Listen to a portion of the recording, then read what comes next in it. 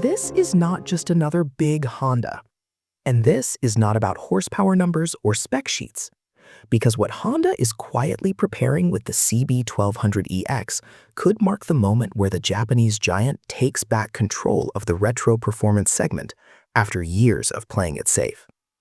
For the first time in a long time, Honda is no longer chasing the market.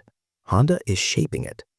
And if the early signals are right, the 2026 Honda CB1200EX may already be positioned as the most important motorcycle of the year before it's even officially confirmed.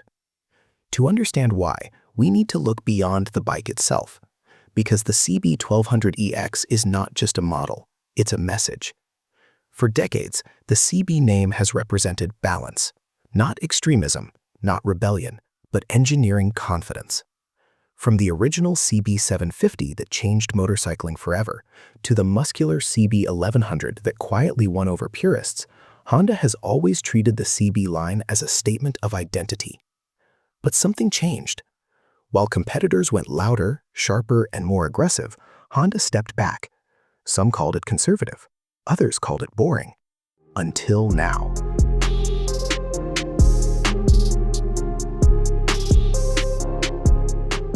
The CB1200EX appears to be Honda's answer to a question nobody dared to ask out loud.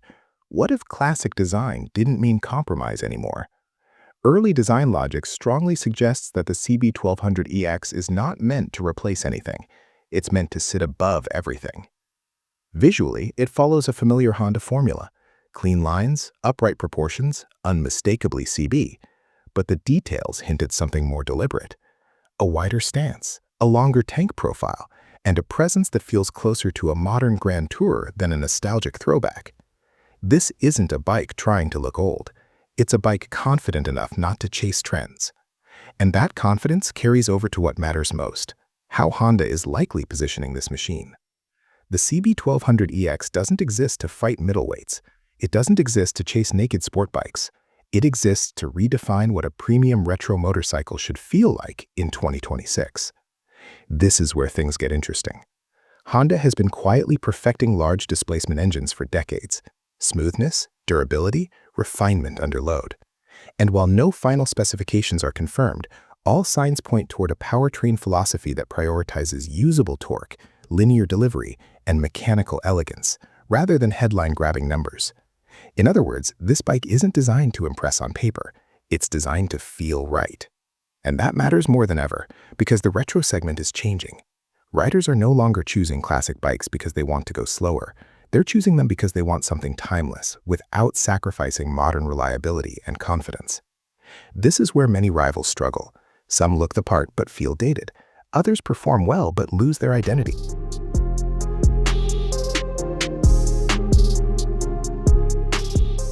The CB1200EX appears engineered to avoid both traps. And here's the crucial part most people are missing. Honda doesn't need this bike to sell in massive numbers. It needs this bike to reset perception. A flagship retro motorcycle does more than generate sales. It defines the ceiling. Once that ceiling is set, everything below it gains credibility. And suddenly, the entire CB lineup benefits. This is not a coincidence. It's strategy. And if that strategy holds, the CB1200EX is less about competition and more about authority. Which brings us to the bold claim surrounding this motorcycle. Best motorcycle of the year. That phrase doesn't mean fastest, or most powerful, or most advanced. It means most complete. A motorcycle that balances design, performance, comfort, and long-term ownership better than anything else in its class. And Honda has always played that long game better than anyone. The CB1200EX seems built for riders who don't replace bikes every season. Riders who value mechanical trust, brand legacy, and a machine that still feels relevant 10 years later. That's not hype. That's Honda's strongest weapon. And this is where the impact becomes unavoidable. If the CB1200EX lands as expected, it doesn't just challenge competitors, it forces them to rethink their entire retro strategy. Because suddenly, retro isn't about styling packages or limited editions. It's about creating a motorcycle that feels finished. Complete. Undeniably premium. And that's a difficult benchmark to beat, especially when it comes from a brand that already dominates reliability charts and global trust. So no, the CB1200EX doesn't scream for attention. It doesn't need to. Its power lies in restraint, in confidence.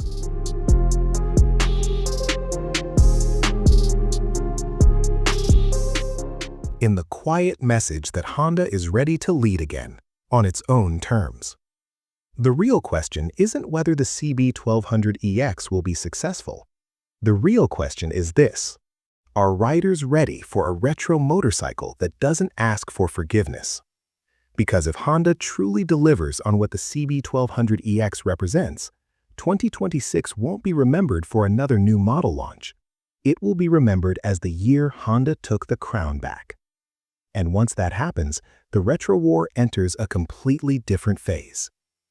So now we want to hear from you. If the CB1200EX arrives exactly as Honda intends, would you call it the best motorcycle of the year? Or is the market still waiting for something even bigger? Let us know in the comments.